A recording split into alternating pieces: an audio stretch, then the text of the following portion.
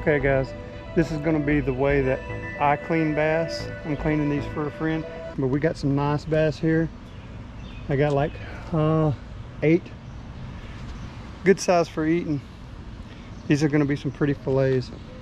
Let's see, that's a pretty long bass. Look at this. This board's 18 inches. That's an 18-inch bass right there.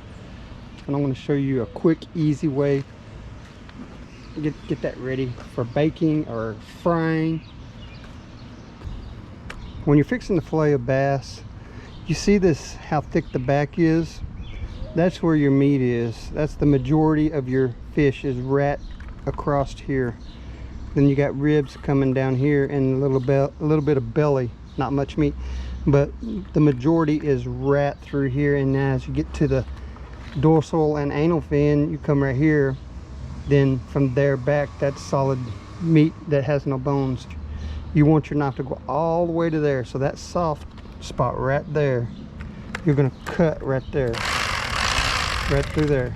Then you're gonna follow this backbone all the way down, and then level out your blade when you get to the fins.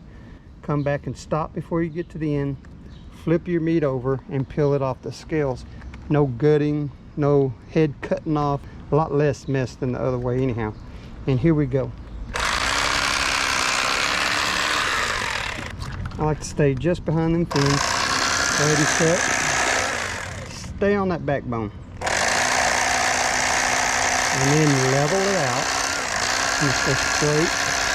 Stop. Flip. Cut. And there's your fillet.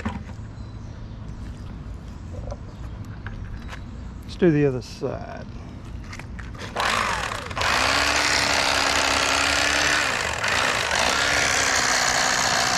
Staying on that backbone.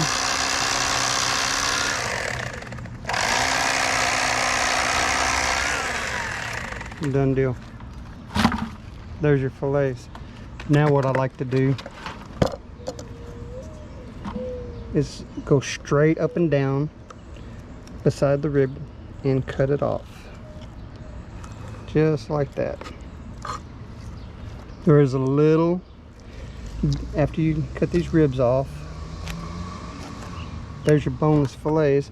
Now, sometimes you'll pick a little piece of that backbone up from staying close. That's when you know you're doing good. Then this extra skin here, let me show you here.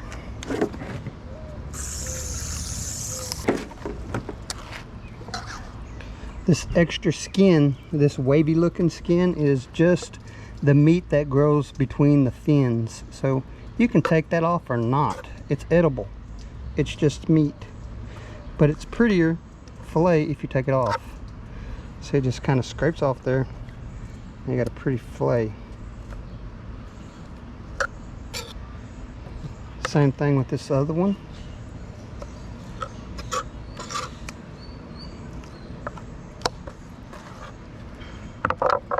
That's 2 really clean pieces of meat. Now remember, fish preparation is as important as you going to the store and buying you a steak to throw on the grill. You're not gonna go buy you a round steak and throw on the grill. You're gonna pick the top choice sirloin or T-bone or ribeye. You know, you're looking for the good meat. So you want your fish to be prepped as best as it can, so you can make it extra or special when you cook it.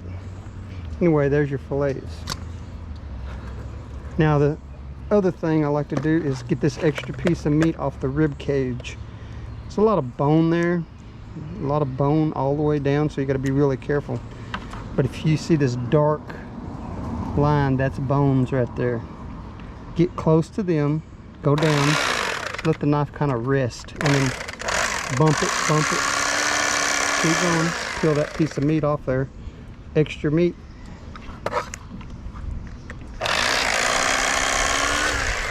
Nothing wrong with saving the fish.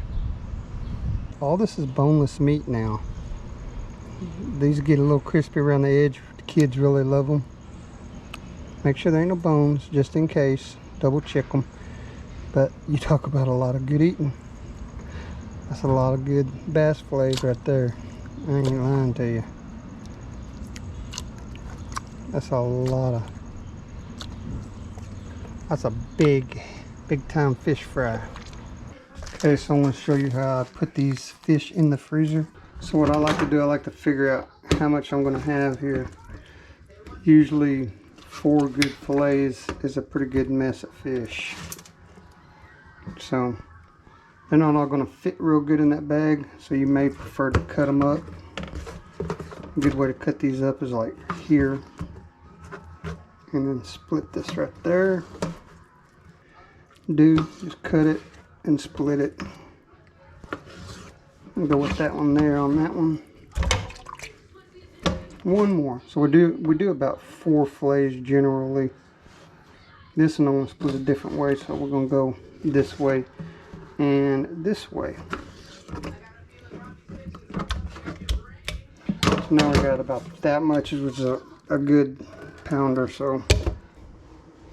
Okay guys, so now we're ready to prepare these fish for the freezer. We got quart sizes here, and you want to put the date because they're generally good for about a year.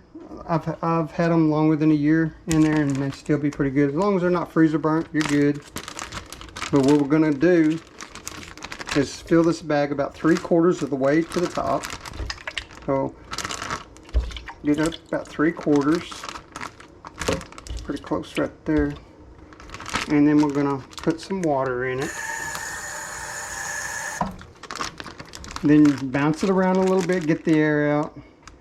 We're gonna start zip locking this bag about to the middle spot and then lean it to get this air out of there. You want all the air you can get out of there, and some of the water come out too, and that's fine. Get some of that water out. And then kind of flatten it out. Put it on a towel to dry it. And now you are ready to preserve this fish until you're ready to eat it.